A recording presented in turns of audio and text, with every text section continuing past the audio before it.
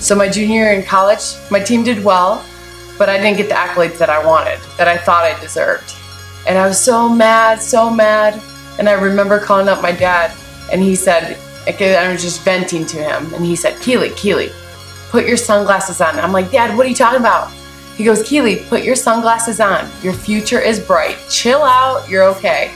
For the moment, it calmed me down, but it wasn't until I started taking a servant leadership class, and in the servant leadership class, it put a title on the type of leadership that I knew that worked. Because when I had a coach that really cared about my teammates, that really wanted our success more than his or her success, those are the coaches I really wanted to follow, because I truly knew that they cared about us as a team. So that summer rolled around, and I ended up getting my hands on a book called Jesus on Leadership. And I figured everybody really knows about this guy named Jesus. I don't really know about this guy named Jesus, so I might as well read about him, because everybody talks about him, so people know something more than I do, so I might as well read about him.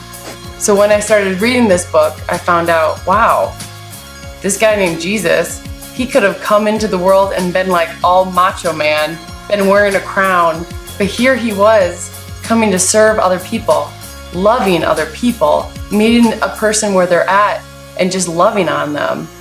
And I saw a difference in leadership, that he was one that truly cared about other people more than himself. And he was on a mission to love other people. Well, something started happening inside of me. And I don't know if I mentioned this before, but I used to swear a lot when I played. And after starting to get to know this Jesus guy, it's funny how swear words just fell off my tongue. I didn't swear like I used to.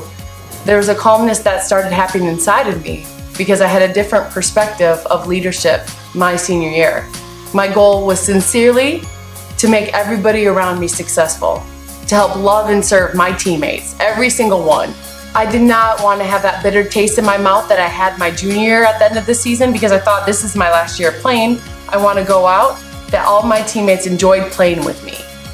So my focus became helping my teammates be successful in whatever area that they could, and encouraging and serving my teammates. Well, what happened that year? Our team took off. We were 4th in the nation, and we ended up going to the Elite 8. We had the best season ever. It was like a fairy tale season. So at the end of the year, because my team was so good, they ended up giving a lot of my teammates awards, and actually they gave me the first team All-American award. But when I got up on that All-American stage, I knew that that wasn't me. I knew what God had been doing in my heart by changing my leadership style to really trying to serve my other teammates. And when I got on that stage, I knew I represented my team. And thank God I had that perspective, because the year before, it would have been, oh, look what I did, look what I achieved, that type of arrogance. But because God was working on my heart, I knew I represented my team, and I represented God. So this taught me a huge lesson for my life.